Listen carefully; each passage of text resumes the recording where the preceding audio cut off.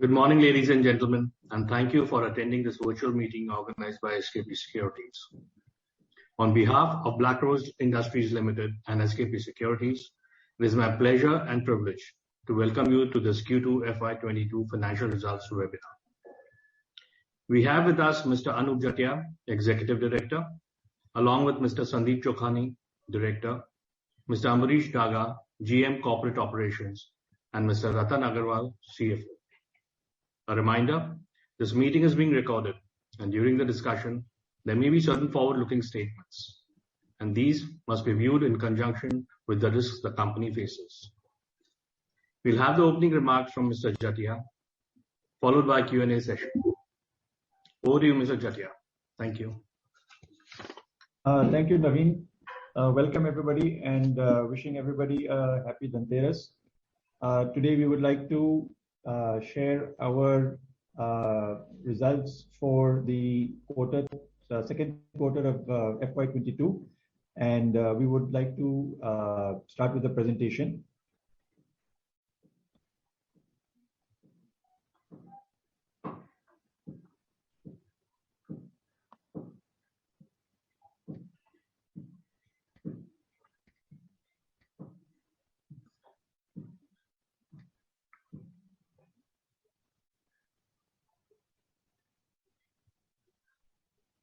Is this visible to everybody? Yeah, absolutely. Okay. So thank you very much. This is a disclaimer which Mr. Naveen has also just mentioned. Just to give a quick update on the business that we do for people who have joined for the first time. Black Rose is basically into two business activities. One is the chemical distribution business, and the other is the chemical manufacturing business. On the distribution side, we basically import and distribute a wide range of specialty and performance chemicals, which we supply domestically to various Indian chemical companies.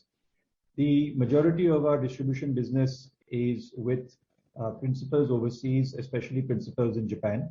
We also have certain principals in Germany, as well as two principals in China, but the majority of our distribution business is dependent upon Japanese principals.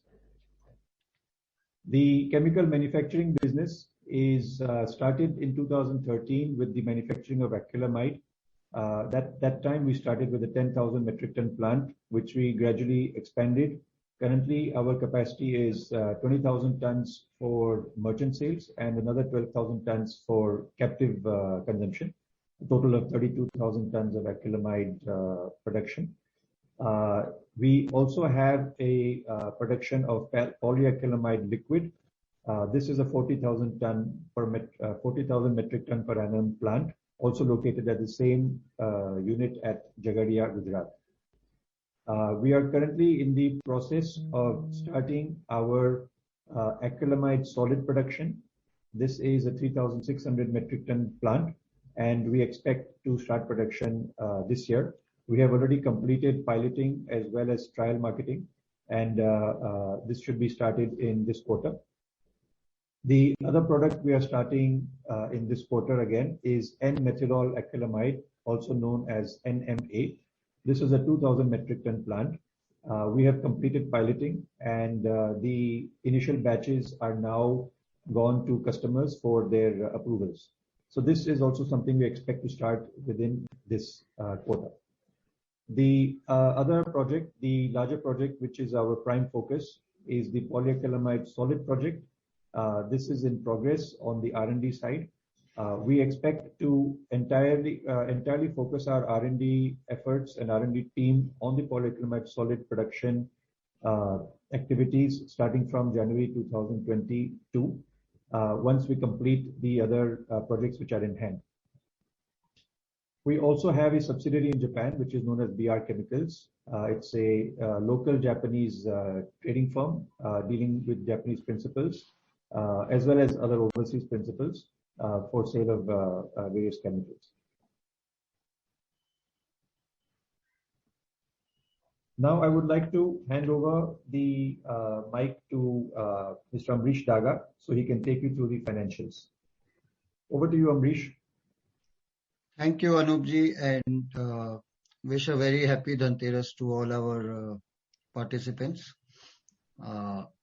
In this slide, we are going to start off by looking at some of the key numbers from the financial statements for the current quarter, the previous quarter, as well as the corresponding quarter two of the last financial year. We see that the top line has a growth of 68% over the previous quarter, owing to higher revenue from both the manufacturing as well as the distribution sectors. This has led to a profit after tax of rupees 90 million for this quarter, up 25% from the previous quarter and 51% from the quarter two of FY21. Despite better margins in the manufacturing sector, however, we see that the EBITDA percentage is slightly lower compared to the previous quarter, and the same will be explained in subsequent slides. Some important ratios such as the EBITDA margin percentage, the PAT margin percentage, and the EPS, which has actually grown to 1.77 for this quarter, are also illustrated here. Moving on to the next slide now. We look at the sources and application of funds for the current quarter, the previous quarter, as well as the Q2 of FY21 in this slide. As we can see, we continue to have zero long-term debt, and all ongoing projects are currently being financed through our internal accruals. The same is depicted in our very strong debt equity ratio of 0.15 right now. The inventory at the end of the quarter has reduced as the demand picked up in most of the sectors, and the company had adequate stocks to meet the customer's requirement on time. The company enjoys a very strong return on equity percentage of 33.9%, up by more than 4% from the previous quarter, and also boasts of a healthy return on capital employed of 44% at the end of Q2. Moving on to the next slide.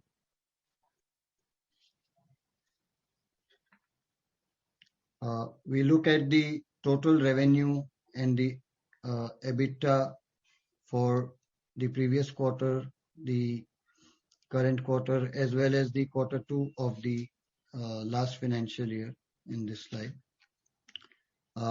This has been made, we see that on the back of strong performance from both the manufacturing and the distribution sectors, we have been able to cross the milestone of rupees 100 crore revenue from sales for the first time in this quarter. This has been made possible by the strong demand for our stock and sale products, owing to supply disruptions and inadequate planning by other market players. We have been able to penetrate new markets and increase our customer base and gain market share at the same time due to our long-standing policy of maintaining adequate stocks and our strong relationship with our principals. I think the slideshow is not visible.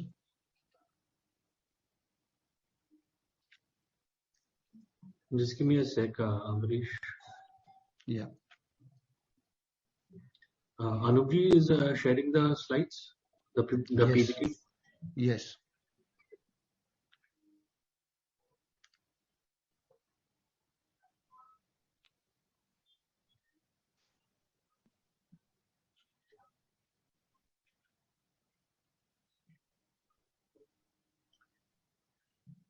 Friends, just give us a moment while we fix this.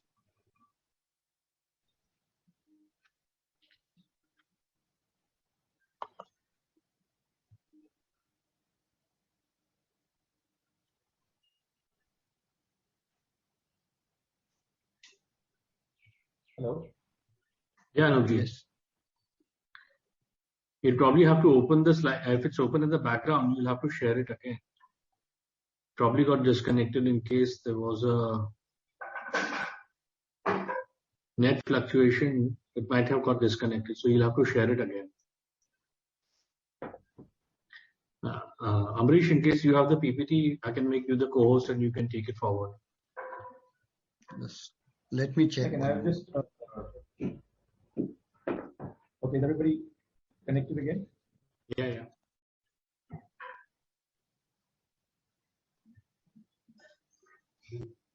Go ahead, Amrish. Yeah.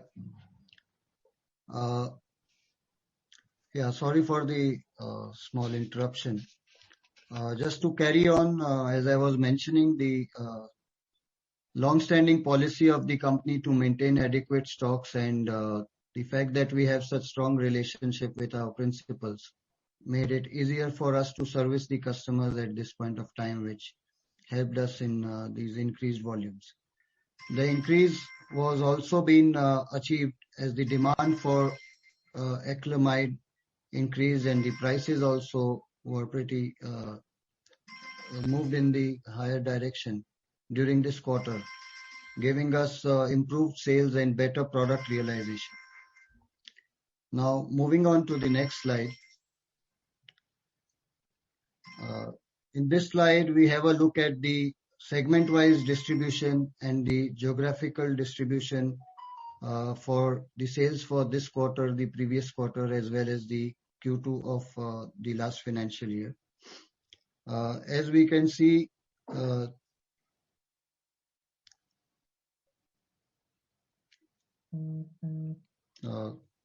should I continue?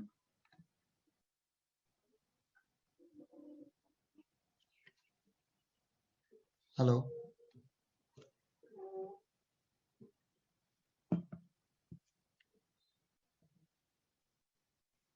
Yeah.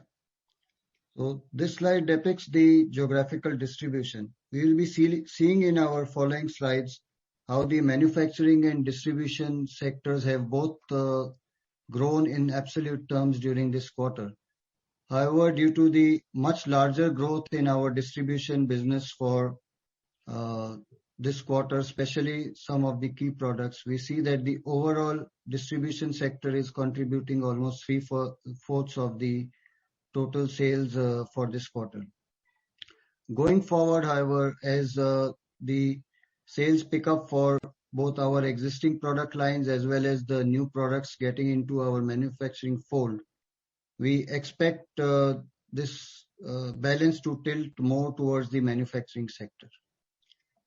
In terms of the geographical spread, our exports for acrylamide liquid continues to be hampered by the extremely high freight costs, even though there is substantial demand at present for our products in most international markets. This impact is especially more in countries where there are local manufacturers for the same product. We hope to be able to pick up on our export volumes in the future quarters and improve this overall balance between the exports and local sales.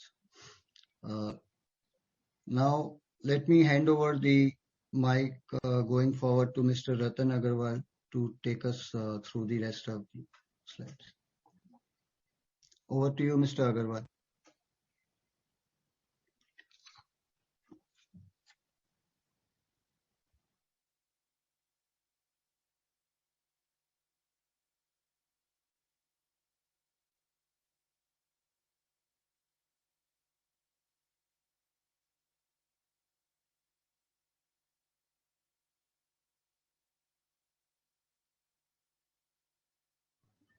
Anupji, you need to unmute yourself. Okay, thank you. Thank you, Dagaji, and wish everyone happy Dhanteras and a prosperous Diwali ahead.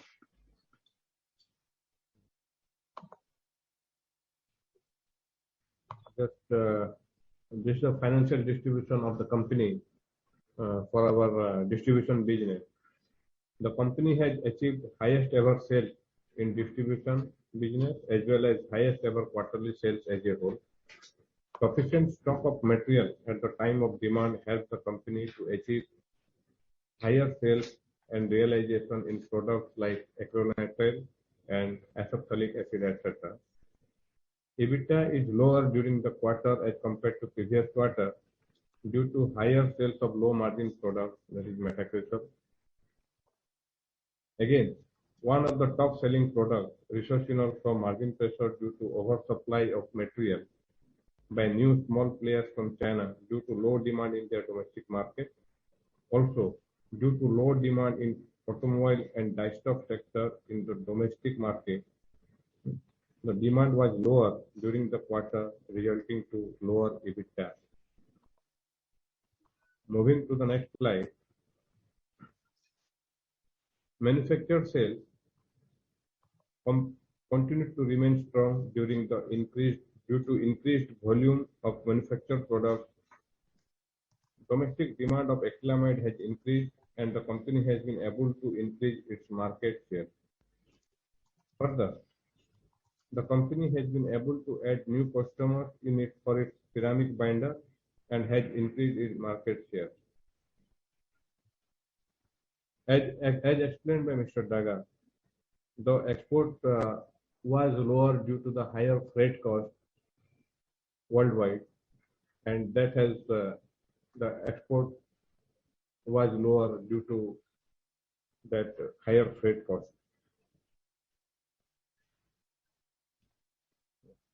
Handing over to Sandeep ji. Good morning, everybody, and wish everybody a very happy Dhanteras. In the manufacturing division of the company, we are having a few projects, ongoing projects, which are either under implementation or under trial production. One of them being acrylamide solid. Currently, acrylamide solid is being produced and sold only by China worldwide, and we plan to replace completely 100% of the Chinese imports under the government's Atmanirbhar Bharat initiative. We expect a capex outlay of 80 million rupees, and the commencement of operations is expected in Q3 FY22. During the recent months, the Chinese imports have decreased due to lower production and also supply chain disruptions, which has resulted in increase in prices from around 180 rupees to 240 rupees, which gives us a good head start once we get into production. Annual revenue expectation from sale of 3,600 metric tons per annum capacity would be turning into, we would be achieving around 850 million rupees. The next product under implementation is N-methylol acrylamide, also called as NMA. Currently, this product is completely imported. Again, we plan to substitute this by our own production. The capacity planned is 2,000 tons per annum. We've already conducted trial production at the factory, and samples are being given to customers for their evaluation and validation. We expect a revenue of 400 million rupees at full capacity for N-methylol acrylamide. The next product which is under implementation is polyacrylamide solid. The polyacrylamide solid plant capacity is 10,000 metric tons per annum, which is equivalent to the current domestic market size, but this does not include the gas and oil segment of polyacrylamide solid. The capex estimated is around 600 million rupees. We expect to have an annual revenue of nearly 2,000 million rupees at full capacity. At the moment, we are undergoing implementation of polyacrylamide solid. At the moment, we are undergoing the implementation of acrylamide solid and N-methylol acrylamide. Thereafter, we will shift our focus to polyacrylamide solid, which should be around Q4 22. We've also noticed that the prices of PAM solid in the recent times have escalated by 15 to 30% in the last quarter. We have also evaluated that there is a very high demand internationally from the oil and gas sector for this product. I would again hand over the mic to Mr. Anup to take it further. Thank you. Thank you, Sandeep. To share with you the outlook for the current quarter, we have also shared our performance review and the press release last night. So some of it will be covered in there as well. To provide you with some updates, basically on the chemical distribution side, the high energy costs as well as reduced Chinese production and other shortages are currently causing an unprecedented price rise across several products in the chemical industry. Fortunately, we have stocks as well as a good import pipeline, which allows us to be well positioned to ensure regular supplies to our clients.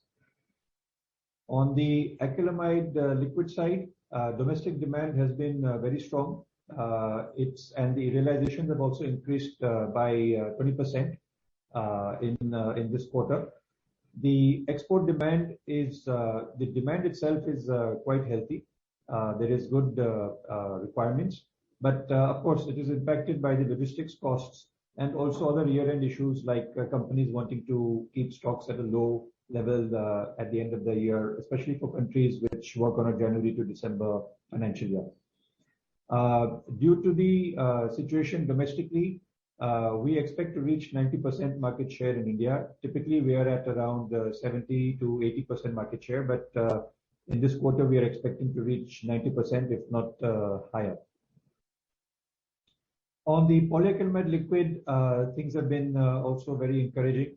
The market share has been improving, especially in October. We have increased our sales by 70% over the September numbers. There is a severe shortage currently in this market as well from the market dominant players. And we, because of our strategy and always maintaining good levels of inventory, have been able to be a beneficiary of the situation. We expect overall market share to improve by at least 50% during this quarter. We also are working on a development of a new grade, which is a further improved, further robust grade of ceramic binder, which we intend to call Brilbind CE02. Currently, our product is CE01. So once the CE02 is launched, we expect to get even further expansion in the market. So these are some of the situations going on in the current quarter. And thank you very much for your time. And I now open the floor for any questions that people may have. Over to you, Naveen. Thank you, Anupji.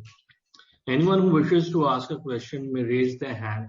We'll unmute you and take your question. Participants are requested to introduce themselves before asking the question.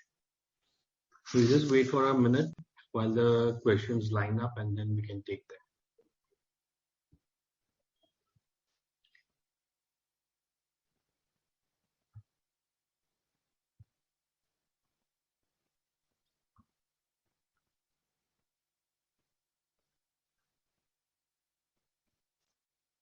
Okay, as I see, there are a few questions which have already lined up.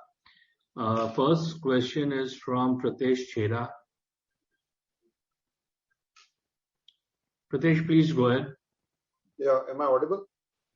Yeah, and before we start, request participants to restrict themselves to one question and give the others an opportunity. Once the entire queue is done, we'll come back to you. Thank you. Pratesh, please go ahead. Yes, sir. Sir, I've been attending your call. This time you have given out the breakup on manufacturing and distribution revenue.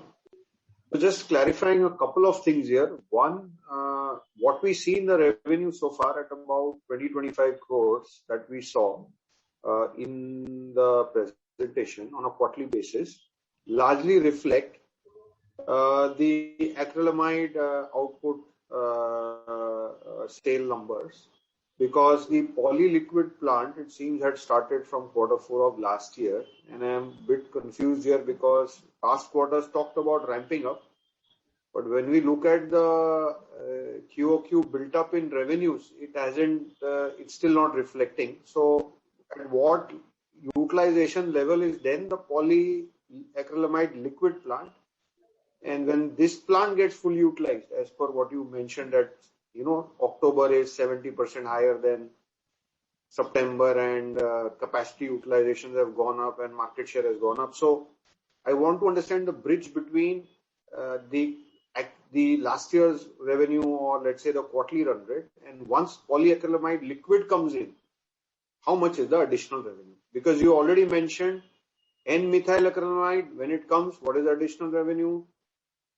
Poly powder, when it comes, what is the additional revenue? That is very clear in the presentation. But this bridge between acrylamide to polyacrylamide liquid, I was not able to understand. If you could help us understand.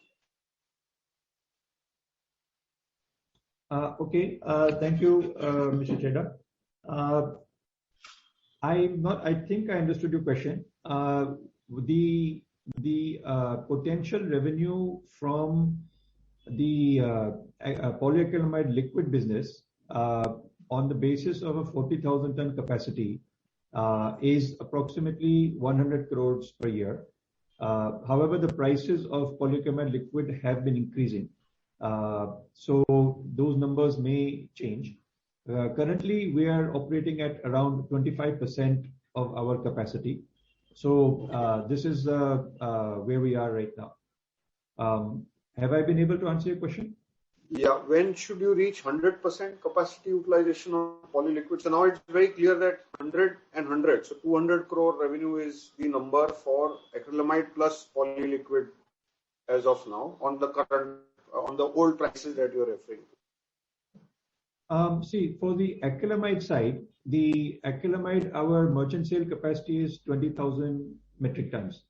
And at today's prices of acrylamide, which are approximately 115 rupees a kilo, that works out to around 230 crores as today's prices. But I don't know how well today's prices can be reflective of the future prices. Today the prices are quite high. We have not seen such high prices ourselves since we started this plant. So the acrylamide with the 20,000 tons gives you around that much based on today's prices. And the acrylamide solid, that's again additional, again based on today's prices, that brings in another 85 crores. So that is the kind of number. And on the polyacrylamide liquid side, if we're talking about when we expect to reach 40,000 tons, running that at 40,000 tons may still take longer because of the fact that polyacrylamide liquids, especially the product we are currently making, which is the ceramic binder, this requires trials, and it takes time to convert each and every customer. But fortunately, because of the existing supply disruptions going on in the market, the conversions have become a lot faster because the customers are in a hurry to approve our product right now. So we're expecting during this quarter to be able to significantly increase our market share. And going forward, we hope to be able to hold on to that market share as well. Besides that, in polyacrylamide liquids are basically is a type of product. There are a lot of other polyacrylamide liquids which we also intend to make going forward. So as those products get launched, for example, the textile printing ink binder, that's also a polyacrylamide based liquid. So when those type of products also get launched, these will add to the revenue, but it will be all within that 40,000 ton total. You mentioned 100 crores for 40,000 tons, right? 100 crores is the max if we only sell these as well. I won't say the max, but the 100 crores is the estimate if we are only doing the binder production. If we add other products, then those numbers can increase. And acrylamide prices move from 60 rupees to 115, right? Last quarter, the average price of acrylamide was approximately 90 rupees. So from 90, Otherwise it moved up by 20%. So 90 has gone to 115. Yes. Okay.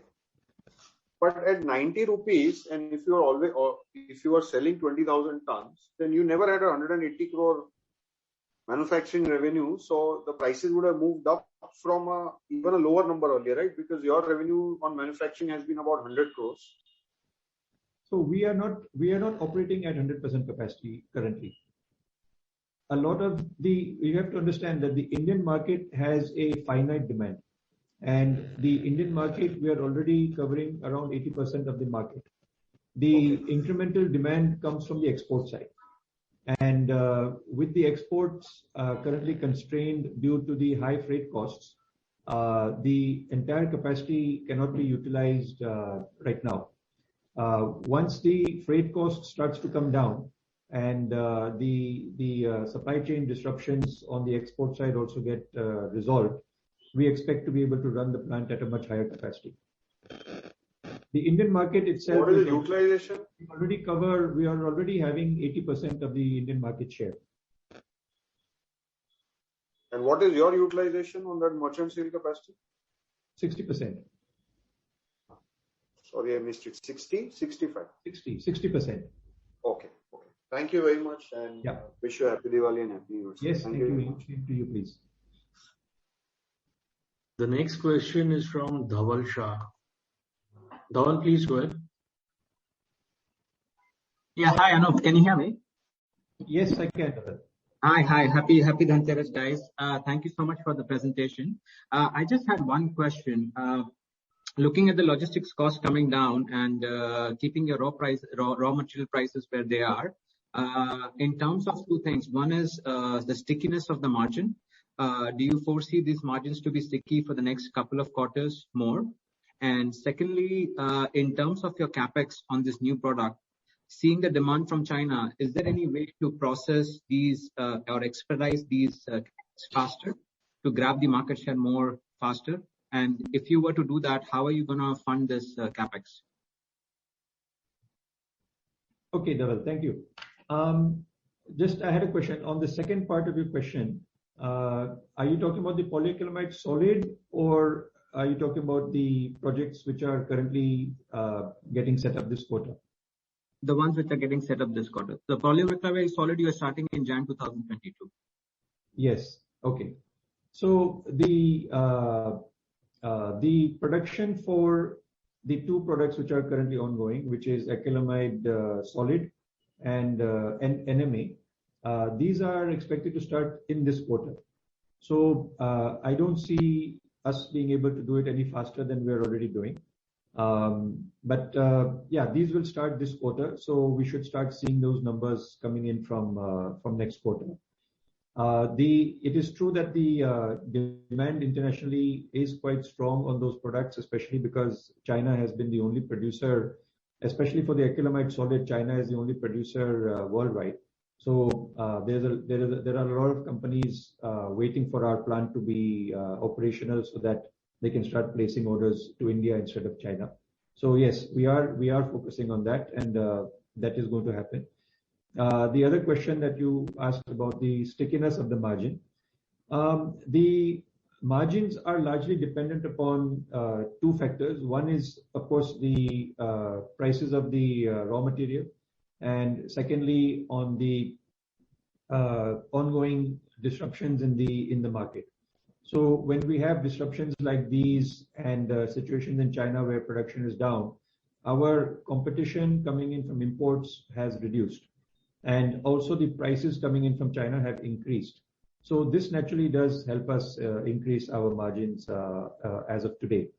At the same time, fortunately, unlike a lot of other chemicals, our raw material price for acrylamide has not been increasing. It's in fact on the downward trend.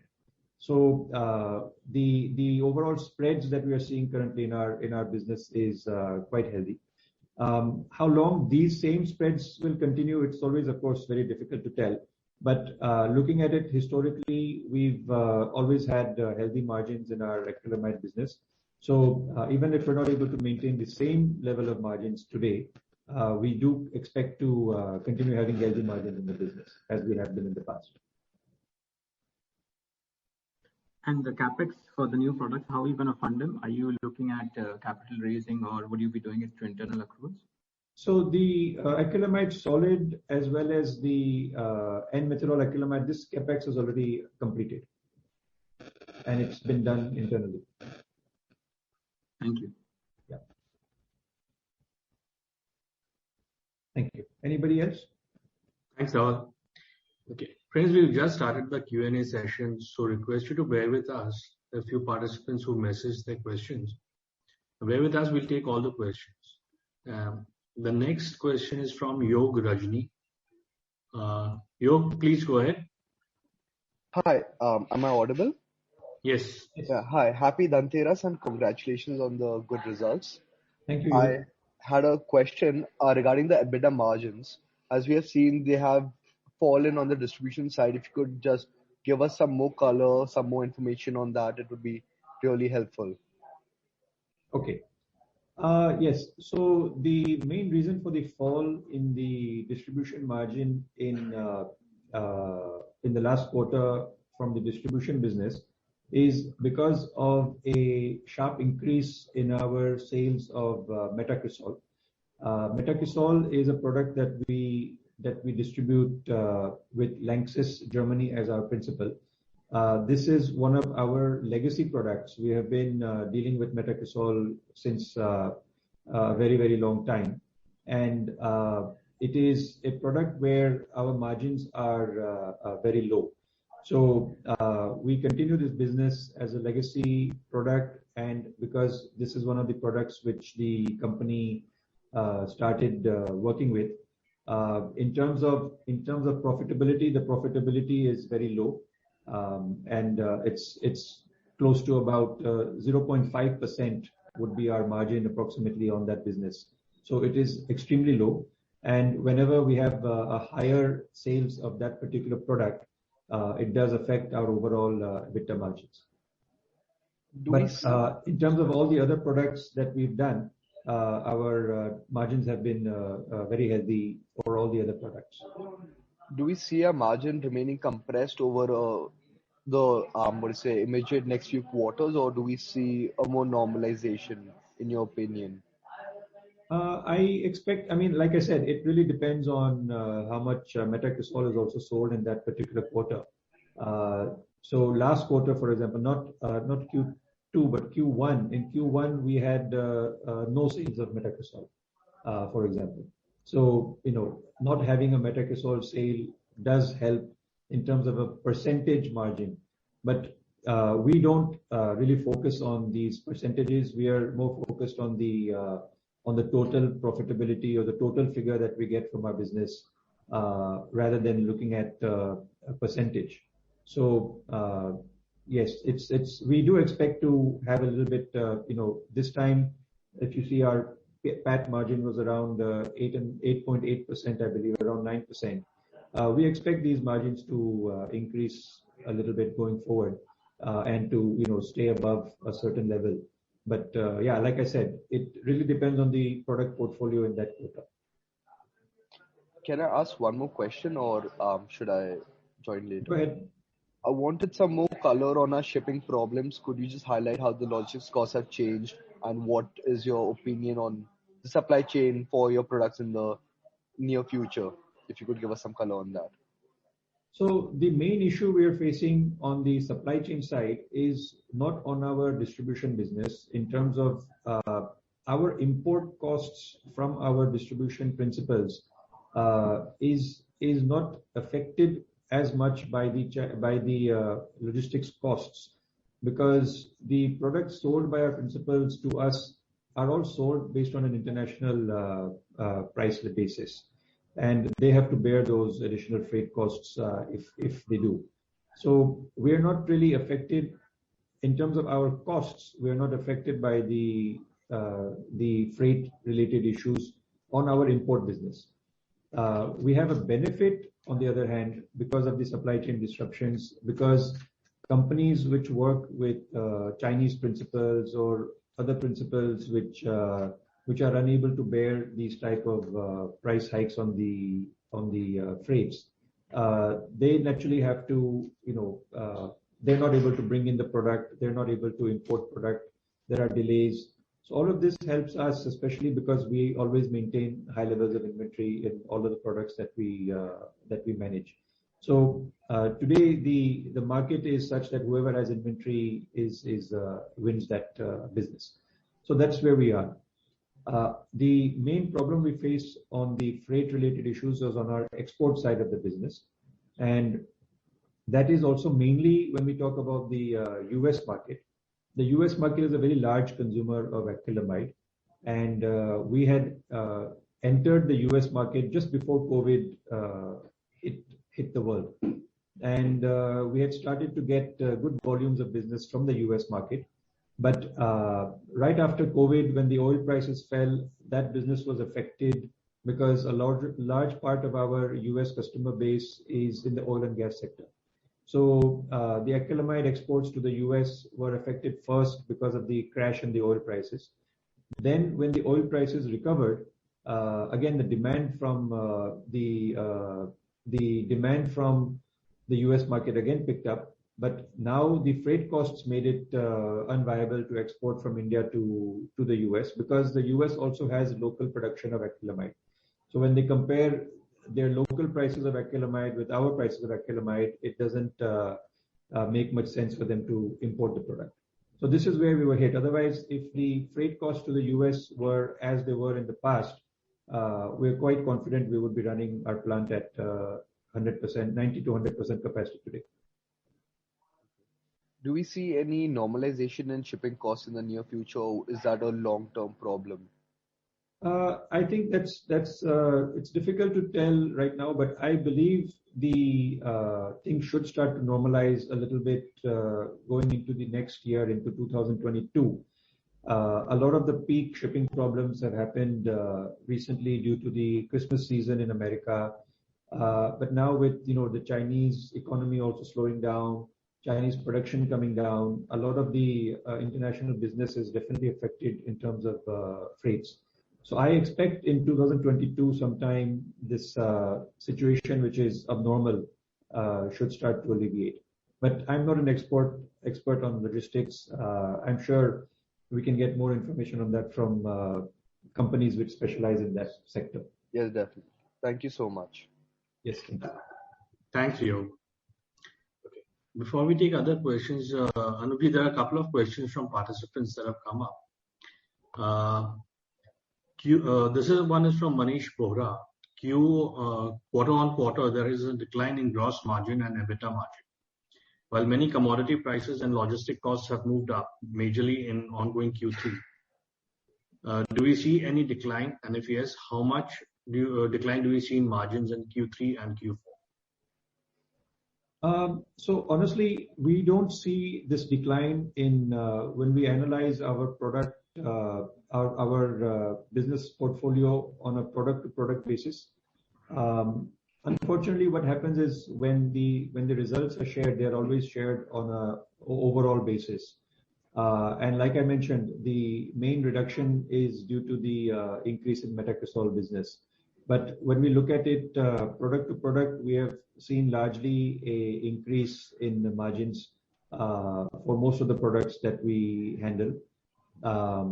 We've seen some reduction in mainly it's the metacresol where the problem is there. But otherwise, I would say in almost all the other distribution products, we have seen an increase in margins.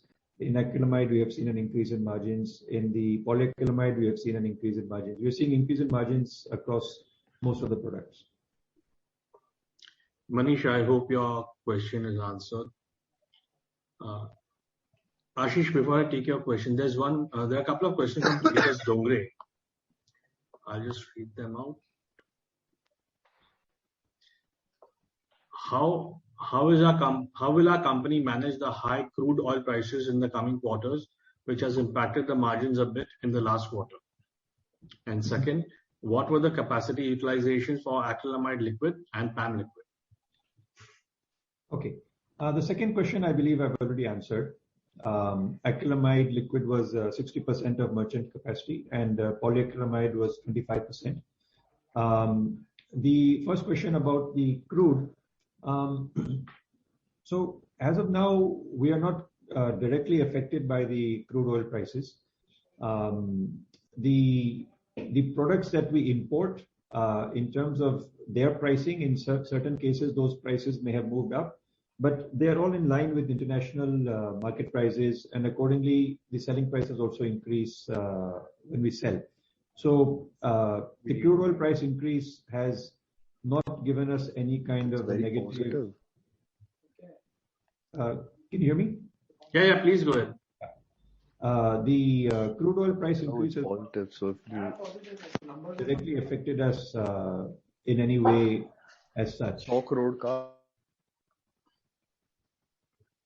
Anuj, please go ahead. Yeah.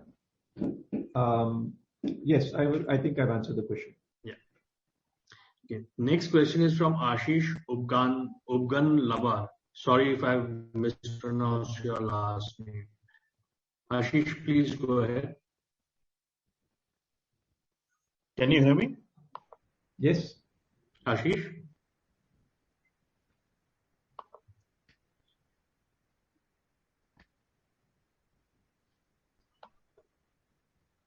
Give me a second, please.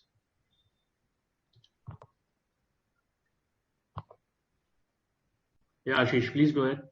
Yeah. So we've taken a lot of projects on hand, and last year I think we were about 400 crores of sales, and there's a lot of price escalation that has taken place. So if I have to have say maybe a 3-year out picture of whatever we are doing as far as expansions and things normalize, so what is the kind of top line that we are looking at? And linked to that, I just wanted to understand, because you have a lot of market share in the products that you have, especially in the domestic market. So what's the potential we are chasing here in terms of overall, I mean, domestic plus exports? Those are linked questions, basically. Okay. Thank you for your question. So basically, what the overall, we're not exactly chasing any particular number that we have. What we do is, whenever we add a product, let's say we are adding a product either in the distribution business or we're adding a product into the manufacturing business, our focus is to maximize our sales and maximize our market share in that product. That is really the main thing that we focus on. And in the process, what happens is that prices, of course, will keep going up and down. So today a product like acrylamide, which was let's say an average price of 70-75 rupees, today is at 110 rupees. So suddenly your revenue numbers change, even though you've not done anything to change those numbers. So we don't really when we look at any product, we look at the quantities or the volumes of the product more as a benchmark to see how well we are doing in the product, rather than looking at a particular number. So I can't really give you a very clear answer, unfortunately, I guess, on that. But considering this particular year, I can say that we are targeting. And for example, sorry, one more thing is that the number you had mentioned of 400 crores, I believe that's you're looking at the consolidated numbers. I'm talking purely on the standalone figures right now. But on the standalone basis, we expect this particular year, FY22, to probably have around the 360 crore turnover, which is compared to the last year, which we were at 230 crores. So that's the kind of growth we're expecting this year. Going forward, as the new products get added, these, of course, we are expecting these numbers to increase. By how much and exactly the numbers, we don't really have something to share with you right now. But we had provided a number of 650 crores a few years ago, as our initial number, which was including the polyacrylamide and the polyacrylamide solid, polyacrylamide liquid, and our distribution business. But after that, we've added 2 more products. So again, these numbers will definitely be changing. Okay. If I may add one more thing, I just wanted to understand this the research or the R&D or the technological expertise. Is there any support from the technological tie-up that you have or the principles that you have? So is there R&D entirely in-house or is it supported by our principals there? The manufacturing piece. That's a good question. Yes, thank you. So it really depends on the product again. Like for example, in acrylamide, we have already completed our plant and everything. But whenever we need any kind of inputs, whenever we need any kind of upgrades in technology, we work very closely with our principal licensor, Mitsui Chemicals, for that. And we regularly enter into understandings with them for upgrading these technologies. So that's something that we do. On the R&D side, again, when we work on a particular product, there are, for example, let's say the acrylamide powder, when we were working on the acrylamide solids, again, we entered into a technical services agreement with Mitsui Chemicals because they used to produce this product in the past. So they do provide us with certain guidelines, but a lot of the finalization and things and the final plant layouts are done in-house to look at energy costs in India and ease of operation and various other factors. So we do use the inputs we get from our licensors and technology providers and then modify them to suit our requirements to that extent. And it is all shared openly with the other side. When it comes to polyacrylamide solid, for example, we are currently distributors for a Japanese company for polyacrylamide solid. We intend to also sell some of this polyacrylamide solid to some of these overseas principals as the project goes on. So we do get assistance from them also. Since they are also potential customers, they also have an interest in ensuring that our project takes off and that it's successful, so that they can buy our product and they can also de-risk themselves from Chinese sources. So we do, yes. So we do work very closely with our principals on the R&D side as well. Thank you. Thanks for your answers. Thank you. Thanks, Ashish. The next question is from Ankit Babel. Ankit, please go ahead. Yeah. Good afternoon, sir. So my question is, in the coming years, the share of manufacturing revenue is expected to increase a lot because you're working on this NMA, acrylamide powder, then PAM solid, and even the PAM liquid utilization levels are expected to increase. So in this 4 segments or 4 product categories, now assuming that the prices remains at current level, nobody knows what would be the future prices, but let's take an assumption that it remains at current levels. And your expected utilization levels in the coming years. So on peak utilizations, what kind of margins can we make in these product categories? Because this would be having a major chunk, major contributor to your profitability. I wouldn't go into every product in detail because there are like you mentioned yourself, there are a lot of products, but the manufacturing margins are generally in excess of 20% on an EBITDA basis, and even larger in certain cases. So I think that's pretty much what I can say right now. I don't think I can tell you product wise. That's fine, sir. So blended basis also helpful to me. Yeah, I think it would be anywhere at a minimum of 20% going up to 40-45%. Okay. And sir, just from my understanding, now the prices keeps on fluctuating. So I mean the final prices of the product, but at the same time, the prices of raw material would also fluctuate in line with the price of final product.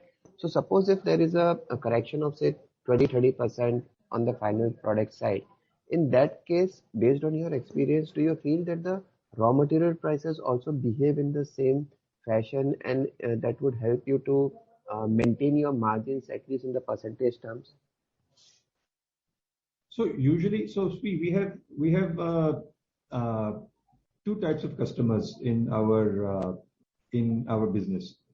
Now, let's say in the acrylamide business, acrylamide liquid business, we have two types of customers. One type of customer which works on a formula-based pricing, and those formulas are linked directly with the raw material prices. So there our spreads are constant. There's also a spot market, and the spot market, the prices are completely dependent upon market condition. The spreads will vary according to that. Now, generally, yes, when the raw material prices move up, the prices of our product also move up. That's generally how the spot market also functions, and that's also how the formula pricing functions. But when it also sometimes the opposite also does take place depending on how the market is positioned at the time. Currently, for example, spot market prices are high, raw material prices are low, and they are reducing as we speak. So currently the margin levels are higher than let's say normal. But sometimes the opposite also does take place. But again, we see it on a long-term basis. On a long-term basis, we have seen that the business provides good, healthy margins. And these are plus minuses which will continue to happen in the products always. On the polyacrylamide liquid side, basically it's a single price market. Every single customer in this industry, in the tile industry, buys the product at the same price.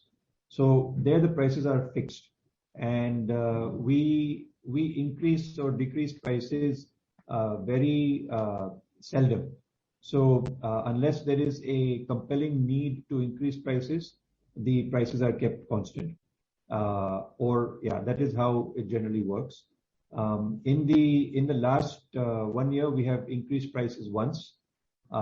We are looking at another price increase during this quarter due to the increase in prices of things like caustic, which is again one of our raw materials for the product, and also acrylic acid, which is another raw material for the product. So because of the price increases in caustic and acrylic acid, we will be looking at a price increase sometime this quarter on our polyacrylamide liquid business. But as of today, we are covered with our import pipelines and our supplies, our stocks to take us through the quarter without any adverse hit on our profit margins right now. That's helpful, sir. And my second and last question is on your PEM solid business. So you did mention that you'll start the construction of the project somewhere in fourth quarter of this year, so somewhere around January, February. So by when do you feel you'll complete the construction part, and by when can we expect the commercial production to start from here? Yeah. So what we've mentioned is that from Q4, from FY22 Q4, our entire R&D team will start their focus into the polyacrylamide solid business. Today we have certain products which they are working on in the R&D sector, and we have given everybody a target to complete all of these projects within this quarter. And from January, the entire focus at the R&D side will go to the polyacrylamide solid business. And we already have enough information to start placing orders for equipment and things like this. But we will continue to do some pilot reactions, ensure that the pilot reactions provide us with the necessary data that supports the design that we have already prepared. So all of this will be done starting from January, and thereafter the construction will begin. So I'll be able to give you more details on that.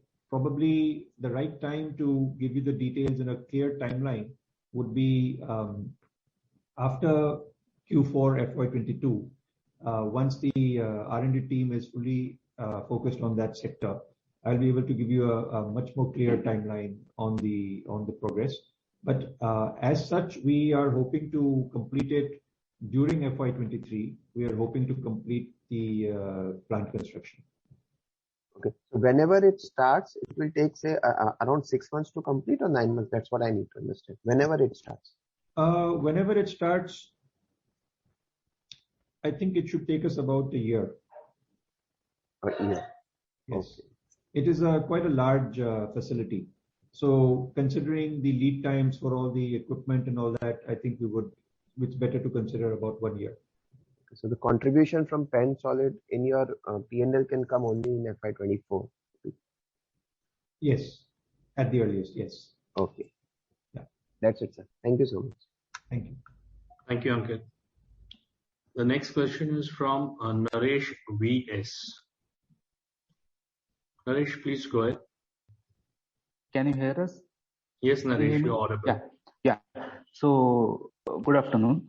My question is, we are witnessing production capacities coming up in India in specialty chemicals. So, is there any capacity being added up by companies in India for the chemicals which we distribute? If yes, how will it impact our business? Thank you. Okay, thank you. So as of now, we are not aware of any capacities coming up for any of the products that we are distributing. All the products we are distributing, yes, a lot of them are specialty chemicals, but we have not come across any product which anybody has announced or that we have heard anybody is going to start manufacturing. Thank you. We have a question from Vishal. Sorry. Just one correction on that. I'm sorry. Just one correction on that.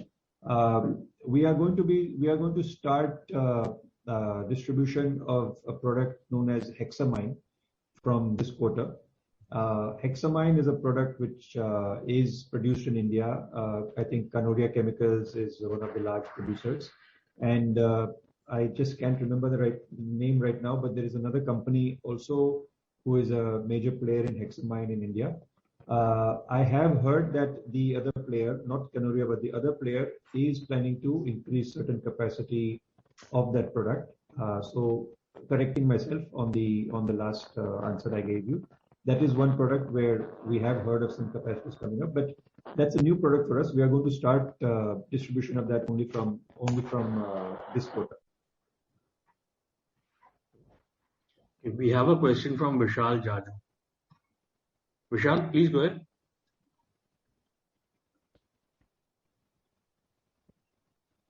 Vishal? Hello. Yes, is my voice audible?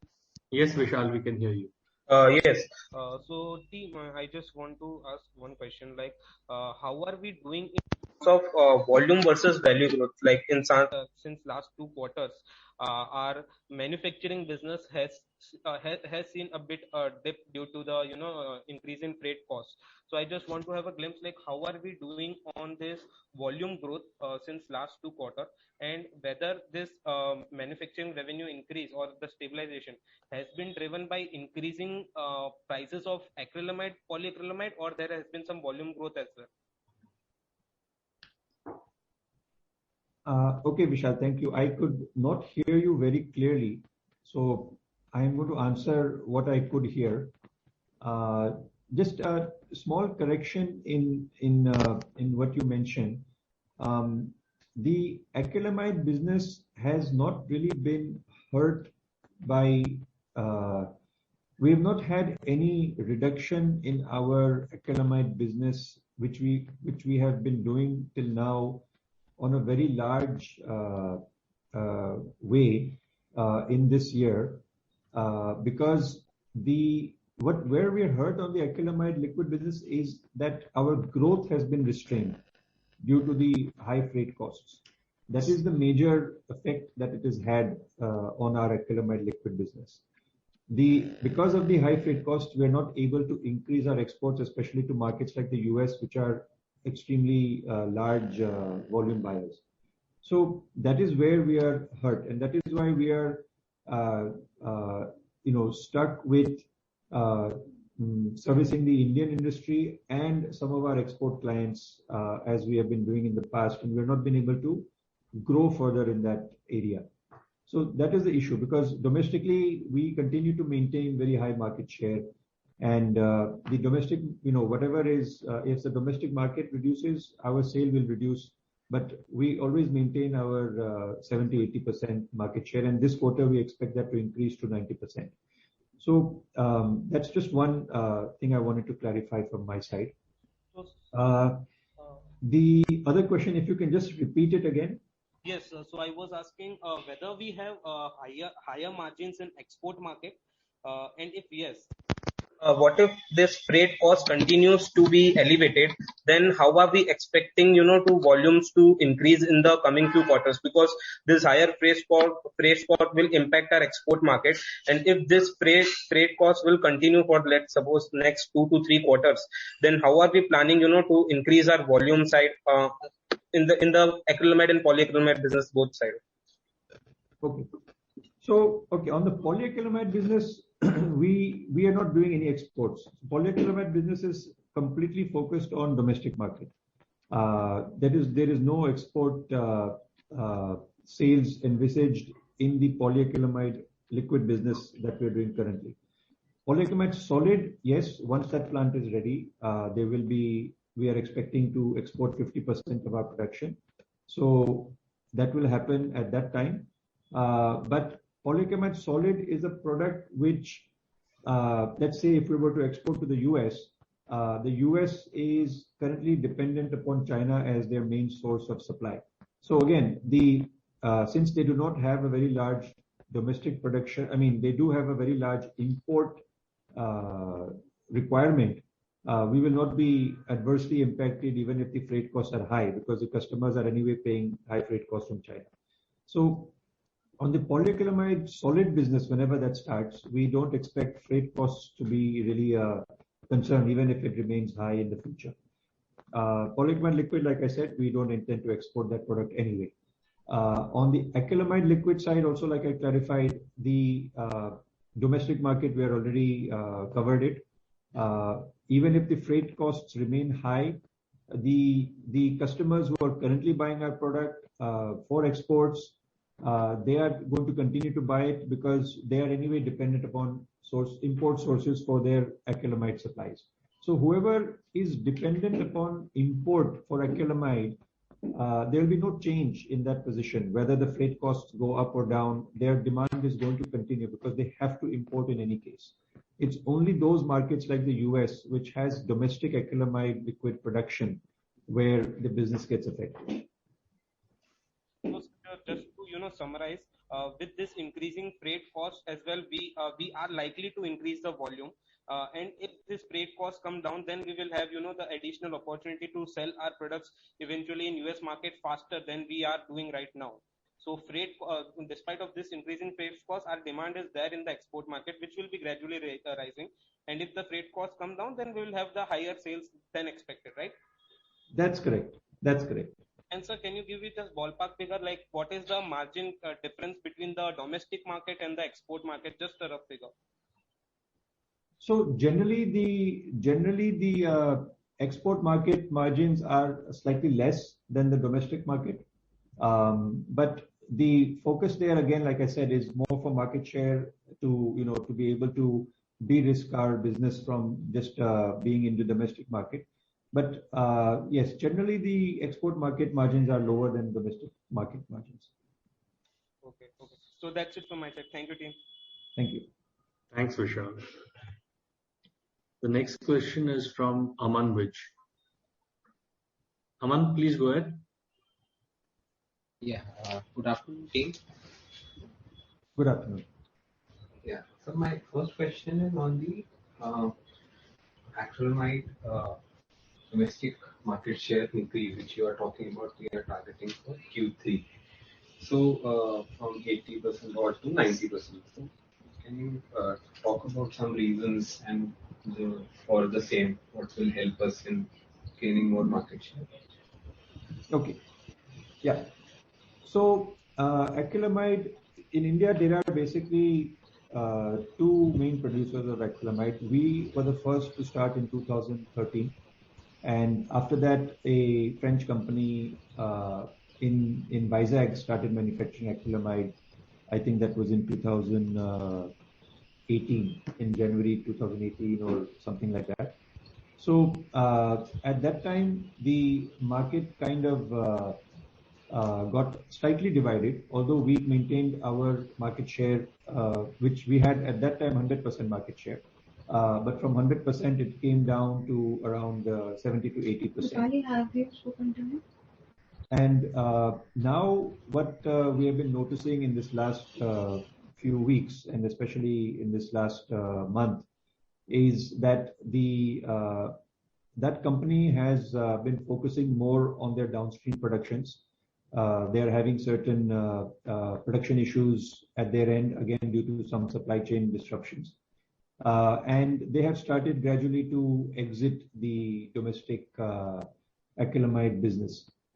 Because number one, that was never their core activity. Their core activity is the downstream production. And because of that, we are seeing a lot of the customers who we had intentionally let go of due to their lower price requirements, who then went to our competitor. They have been coming back during this last few months. So because of that, we have seen our market share increase.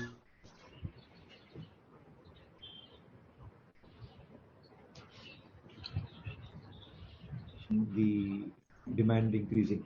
So that is why we have said that we expect to hit 90% market share. Sure, sir. That helps. The second question is on the export side, the acrylamide. So could you talk about in FY19 how much tonnage we had exported and say FY20 to give an idea of what was the normal run rate we were doing and what is it now in FY21? Exports, acrylamide. I couldn't hear you clearly, but I think you said you wanted to know how much acrylamide we've exported, right? Yeah, what we used to do pre-COVID when there was no issues of this container, and how much will we be exporting this year, just to understand the dip. Okay.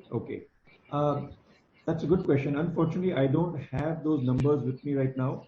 But I can tell you that in FY20, I believe we had around of our acrylamide, 40% was exported in FY20, and in FY21 that came down,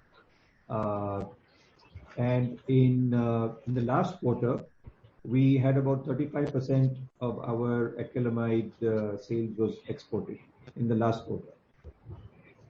I don't have it in terms of tonnage. I'll have to get back to you on that. If you can, I'll try to share that in one of our future press releases. Sure, sir. That will be helpful. The next question is on the PAM liquid side. So you have talked about in October we saw a good jump in our utilization levels. So for Q3 and Q4, what kind of utilization levels can we achieve in PAM liquid? Okay. So in Q3 in October we have started to our capacity utilization started to increase due to the sudden increase in demand that we're seeing now from the Morbi market. And if this continues the way it is, I would expect that we should be able to reach around 40 to 50% capacity utilization by the end of this financial year.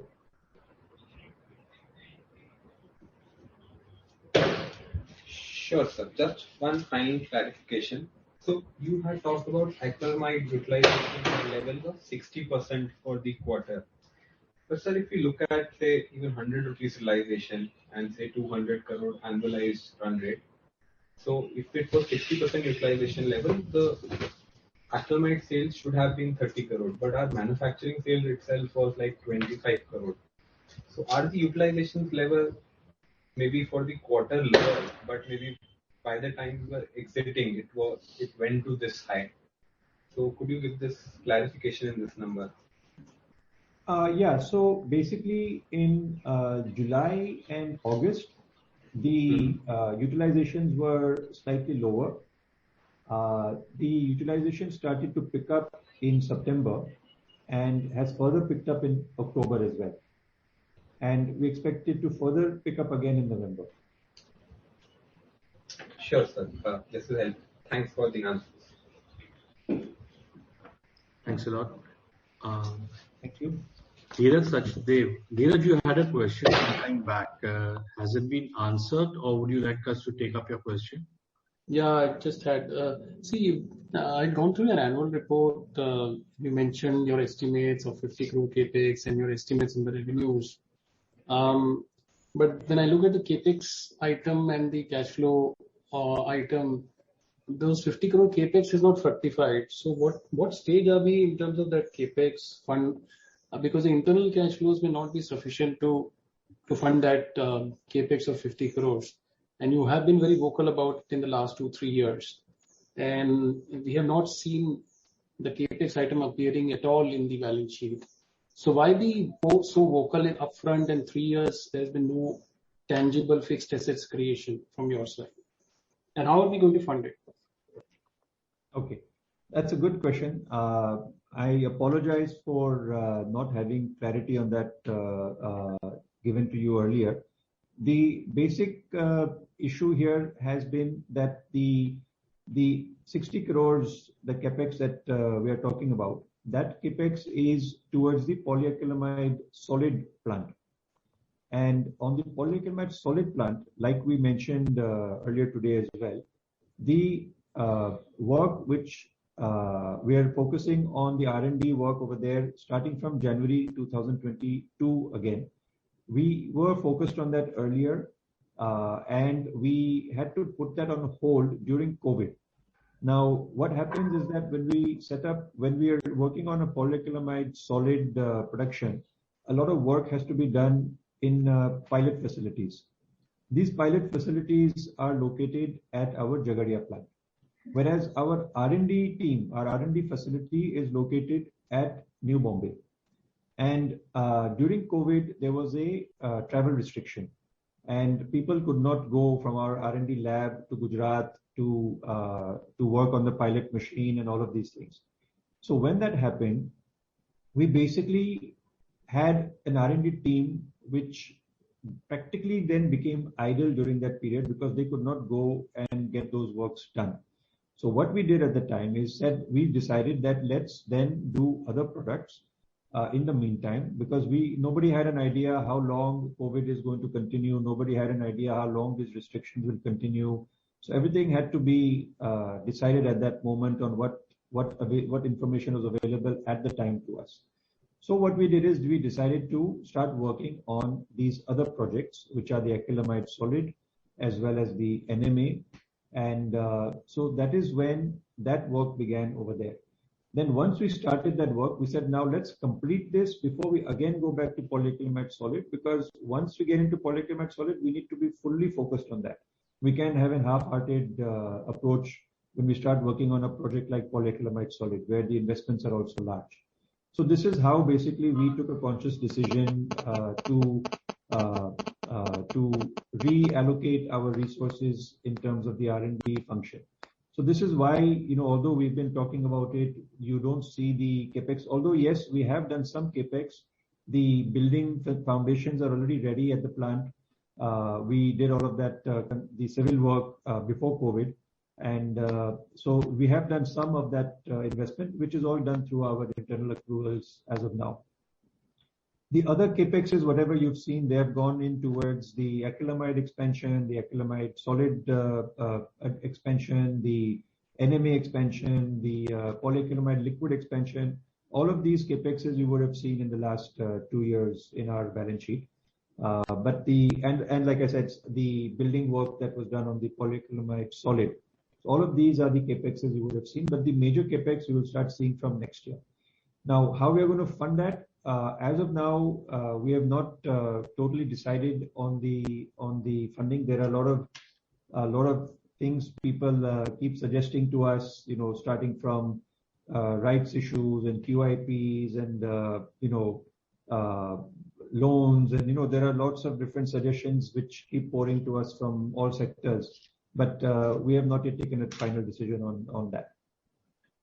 Yeah. So how much will be the fundraising in case even if you have to take? We are not talking about the sources of funding, but how much will be the gap or the shortfall? You will have to fund it through. So like I said, the funding is completely open because right now we are still discussing. Sorry. So Yanuk, you're still missing the fundraising. What is the gap that you have for fundraising?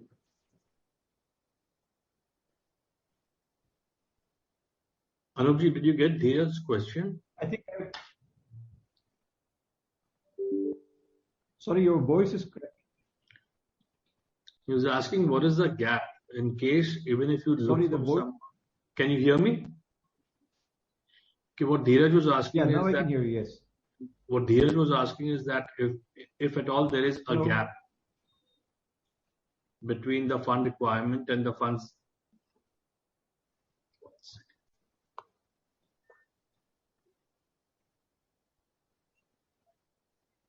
Friends, just hang on for a minute, please. Yeah. Sorry. Yeah. Can you hear me now? I can hear you now, yes. Dheeraj, would you like to go ahead with your question again? Yeah. So while you're keeping the options open for fundraising from various sources, I just want to know what is the gap in terms of funding?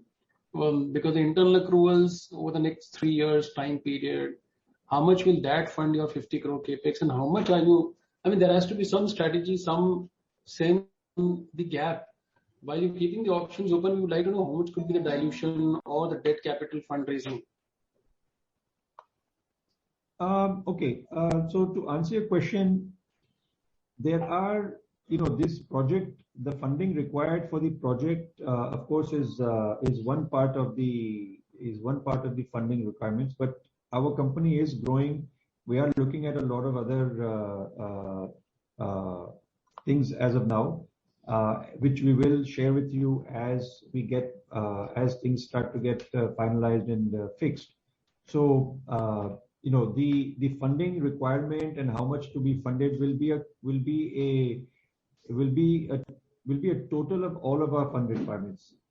It's not going to be, we're not going to be going to raise funds just for a polyacrylamide plant. So when we do go into raise funds, it will be a collective raising of funds based on the various things that we are currently contemplating. Yeah, but can you give a ballpark figure? I'm still not getting some specific answers. I'm not able to understand the purpose behind your question, unfortunately. Because simple, sir. Last 3 years, you have been vocal about the 50 crore capex. You're talking about R&D initiatives being taken on pilots, etc. The funding is not yet in the balance sheet. How much is internal? How much is going to be the fundraise across? There is no clarity. This is what I'm seeking. So I could give you any number, Mr. Dheeraj. I don't understand what is the purpose of your question. I could tell you I am going to raise. The purpose is very clear. If something we are looking at in a company from a 3-5 year perspective, we would like to know how much the balance sheet will be leveraged or diluted.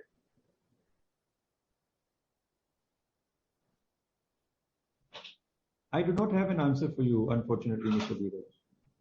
We will share that answer when we have clarity at our end on that answer. I will share it with the projection in your balance sheet even before the fundraising is even thought of. So this seems to be pretty premature in terms of projecting in your balance sheet and annual report and estimates of revenue, etc. When even the fundraising is not even finalized. I think that's only a concern when we feel the fundraising is going to be a challenge. We do not feel fundraising is a challenge as of today. We have banks ready to finance the entire 60 crores even today. So we don't believe fundraising is a challenge as of now for our business. And that's why these numbers are not extremely critical for us right now to have a decision on that. We would like to decide our fundraising based on the collective fundraising that we require for the business going forward. We cannot fundraise frequently and all the time. So we would rather fundraise when we have a better clarity on our future fund requirements. But we don't feel any challenge in raising a fund of 60 crores. It's never been a concern that I would have any challenges to raise that fund. If it was a concern, yes, I would be worried about that. But fortunately, our business is strong. We are very confident, and even the promoters are extremely strong. We do not have any concern about raising of funds for this project. Yes, no, I think there was some misunderstanding from the way I asked. It is never a challenge. I agree to what you're saying. It is just that I wanted to know the gap, and you've answered it that maybe 60 crores, maybe the kind of a ballpark requirement of fundraising, whether it's debt capital or raising of equity fresh. Fine, I think that should be maybe whenever you have clarity, whenever you have clarity on the group. That is not what I'm saying, Dheeraj. That's not the gap that we have today. We do have good funds within the organization as well. So that's not the gap which I'm talking about. But if you want a general idea, I would probably, if it was a standalone, if we were just looking at the project on its own, then we would probably look at some level of bank financing, maybe up to 30%. Maybe we would look at a bank financing. The rest we would probably look at some sort of external funding, either from the promoters or from the not the rest, sorry. Maybe another portion of that would come from maybe external fundraising, and the balance would come from internal accruals. But we don't intend that we will need to raise the entire 60 crores from external sources. Fair enough. Thank you so much. Thank you. There's one last question. It's been typed out from Mr. Ronil Dalal. He's asking any indication on when you might be able to launch the polyacrylamide solid product from our own 10,000 capacity. And by when can you fill such a capacity, and how confident are you about the technology for setting up the commercial project? And if we have any technology partner on the polyacrylamide solid business? Yeah. So I think most of these questions have already been answered, but I'll just repeat them. So we expect to have the polyacrylamide solid plant ready sometime in FY23, by the end of FY23. We expect that the numbers from that should start showing in FY24. In terms of technology, we are working with some potential customers of polyacrylamide solid who are assisting us with some of the technology aspects, especially when it comes to product-based, to get the product right for their own requirements. So yes, we are working with some potential customers on that aspect. So yeah, I think that answers most of those questions. If I have missed anything? No, I think you've covered everything. And last one is from Mr. Abul Mohammed. His question is, by when do you plan to list on the National Stock Exchange? So we were hoping to list as soon as we could, but I believe there are certain conditions on the NSE. For example, your company has to, I believe, be 3 years with minimum net worth of 70 crores. And I think there are certain such certain such restrictions on listing.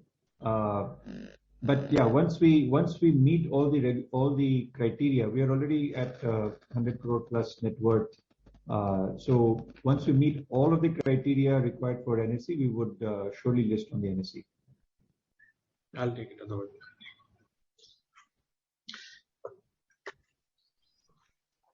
Friends, any other questions that you would like us to take on? Okay. On behalf of all of us at SKP, I would like to thank Mr. Jatia and his team for giving us the opportunity to host their post-result webinar, and I look forward to hosting them for the next quarter as well. Thank you, ladies and gentlemen, and have a nice day. Thank you, everyone. Thank you. Thank you, everyone.